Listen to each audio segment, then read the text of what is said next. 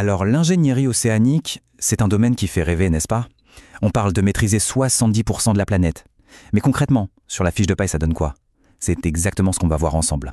Voici le programme. D'abord, on va définir un peu ce domaine fascinant. Ensuite, on va jeter un œil au salaire dans le monde, et attention, il y a des surprises. Puis, on décortiquera ce qui fait grimper ou non la paie. On fera un petit détour par la Norvège pour un cas très concret, et on terminera avec les points essentiels à retenir pour l'avenir. Allez, on commence par le début. De quoi parle-t-on exactement quand on dit ingénierie océanique? En fait, c'est un domaine hyper complet. Imaginez un mélange de génie civil pour la solidité, de mécanique pour la précision et d'électronique pour l'intelligence. Le tout en devant composer avec un environnement qui ne pardonne rien, l'océan. C'est bien la question qui nous intéresse tous. Et pour y répondre, il faut avoir une vision globale, parce que d'un pays à l'autre, les réalités sont radicalement différentes. Passons aux chiffres. Et comme on va le voir, choisir son pays de travail pour un ingénieur océanique, ça peut vraiment tout changer en termes de revenus. C'est un marché qui est véritablement mondialisé. Donc, comprendre les salaires, c'est comprendre ces dynamiques internationales. Ce graphique, il parle de lui-même. C'est flagrant. Un ingénieur senior aux États-Unis gagne bien plus que ses collègues sur d'autres marchés importants.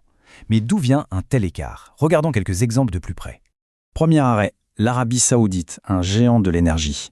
Là-bas, un ingénieur côtier, c'est-à-dire celui qui va bosser sur la protection du littoral, gagne en moyenne un peu plus de 192 000 rials par an. Maintenant, direction Singapour, un carrefour maritime mondial. Dans une zone industrielle super dynamique comme Tuas, un ingénieur maritime qui s'occupe plus des navires, des ports, peut viser les 750 $ singapouriens par mois. Ça reflète bien l'intensité de l'activité là-bas. Et pour finir notre tour du monde, un marché en pleine explosion, l'Inde. La moyenne annuelle s'y situe autour de 13 lakhs. On a donc bien 3 pays et 3 réalités économiques complètement différentes. Forcément, une telle variation, ça pose question. Pourquoi? Eh bien, plongeons dans les facteurs qui expliquent tout ça. En fait, plusieurs éléments assez logiques entrent en jeu et influencent directement ce qu'on peut espérer gagner. On va les passer en revue. Le premier, sans grande surprise, c'est l'expérience. Si on reprend l'exemple de l'Arabie Saoudite, un ingénieur côtier senior gagne plus de 100 000 rials de plus qu'un débutant. Clairement, les années de bouteille, ça paye. Le niveau d'études aussi joue un rôle énorme. Les données montrent que 43% des ingénieurs côtiers sur ce même marché ont un master. C'est donc loin d'être un détail. Et puis, il y a la spécialisation. Ça, c'est vraiment un point essentiel. En Inde, un débutant en biotechnologie marine peut empocher presque 3 fois plus qu'un océanographe physique. Le choix de sa niche est donc absolument crucial pour la carrière. Mais voilà, les chiffres bruts, ça ne dit pas tout. Derrière, il y a la culture d'un pays, les dynamiques du marché du travail. Des choses moins visibles, mais tout aussi importantes. Pour bien saisir ça, on va se pencher sur des témoignages d'ingénieurs qui travaillent en Norvège, un pays qui est quand même à la pointe de l'ingénierie offshore. Et là, on a une perspective assez surprenante qui ressort. Par rapport à d'autres métiers très bien payés, le salaire d'ingénieur en Norvège semble plus compressé. Ça laisse penser qu'il y a une structure de salaire globalement plus égalitaire dans le pays.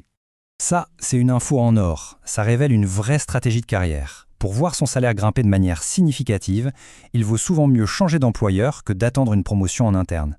La loyauté n'est pas forcément la voie la plus rentable. Et pour finir, la valeur du master. Ce n'est pas tant une question de commencer avec un salaire beaucoup plus élevé, mais c'est surtout le ticket d'entrée. C'est ce qui permet d'être un candidat crédible et de décrocher le job, tout simplement. Bon, avec toutes ces informations, qu'est-ce qu'un futur ingénieur océanique devrait garder en tête? Pour résumer, il y a plusieurs leçons clés. Le salaire dépend énormément de la géographie et du coût de la ville locale. L'expérience et, surtout, la spécialisation sont les vrais moteurs de la rémunération. Et enfin, il faut absolument comprendre les règles non écrites du marché du travail local pour optimiser sa carrière. Et ça nous laisse avec une question fondamentale pour l'avenir. Alors qu'on se tourne de plus en plus vers les océans, pour les énergies renouvelables et les ressources de demain, la valeur de celles et ceux qui savent dompter cet environnement ne fera sans doute qu'augmenter.